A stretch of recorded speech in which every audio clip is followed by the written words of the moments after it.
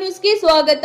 ಗದಗ ನಗರದ ಈಶ್ವರ ದೇವಸ್ಥಾನದ ಸಭಾಭವನದಲ್ಲಿ ನಡೆದ ಕರ್ನಾಟಕ ಸೌಹಾರ್ದ ಸಹಕಾರಿ ಸಂಘ ನಿಯಮಿತ ನಡೆದ 9ನೇ ವಾರ್ಷಿಕ ವರದಿ ಹಾಗೂ ಅಡವೆ ಪತ್ರಿಕೆ ಪ್ರಕಟಣೆಯನ್ನು ಸಂಘದ ಅಧ್ಯಕ್ಷರಾದ ಶ್ರೀ ಸೋಮರೆಡ್ಡಿ ಗೋಕಾವಿ ಅವರು ಸಸಿಗೆ ನೀರು ಹಾಕುವುದರ ಮುಖಾಂತರ ಉದ್ಘಾಟಿಸಿದರು. 2023-24ನೇ ವಾರ್ಷಿಕ ಸಾಲಿನಲ್ಲಿ ಒಟ್ಟು 13 ಕೋಟಿ ವಹಿವಾಟಿ ನಡೆಸಿದ್ದು 4.12 ಲಕ್ಷದ ಲಾಭವನ್ನು ಪಡೆದುಕೊಂಡಿದೆ. ಒಟ್ಟು 1344 ಸದಸ್ಯರುಗಳನ್ನು ತಲುಪಿದ್ದು ಬೆಳ್ತಟ್ಟಿ, ಮುಂಡರಗಿ ಹಾಗೂ ಗದಗ ಒಟ್ಟು 3 ಶಾಖೆಗಳನ್ನು ಹೊಂದಿದೆ.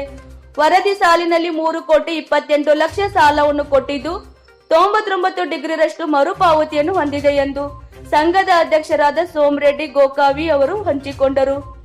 ಇದೇ ಸಮಯದಲ್ಲಿ ಸಂಘದ ಉಪಾಧ್ಯಕ್ಷರಾದ ಮಹಾಂತಯ್ಯ ಕಲ್ಮಠ್, ನಿರ್ದೇಶಕರಾದ ಸಿದ್ದಪ್ಪ ಕುರಿ, ಶ್ರೀಮತಿ ವೀಣಾ ಹಂಚಿನ್ಮನಿ, ಶಾಂತ ಕಲಾಲ್, ಶ್ವೇತಾ ಚವಡಿ, ಗೀತಾ ನಾಯಕ್, ಶ್ರೀ ರಾಘವೇಂದ್ರ ಉಳ್ವಿ, ಹನುಮಂತಪ್ಪ ಅನ್ವೇರಿ, ಮಲ್ಲಿಕಾರ್ಜುನ್, ಸಂಘದ ಮುಖ್ಯ ಕಾರ್ಯನಿರ್ವಾಹಕರಾದ ಶ್ರೀ ಜಗದೀಶ್ ಆರ್ ಹಂಚಿನ್ಮರಿಯವರು ಉಪಸ್ಥಿತರಿದ್ದರು. ವರದಿಗಾರರು ಬಸವರಾಜ್ ಕೊಕ್ಕರಗುಂದಿ, ಸಿರಹಟ್ಟಿ ತಾಲೂಕು.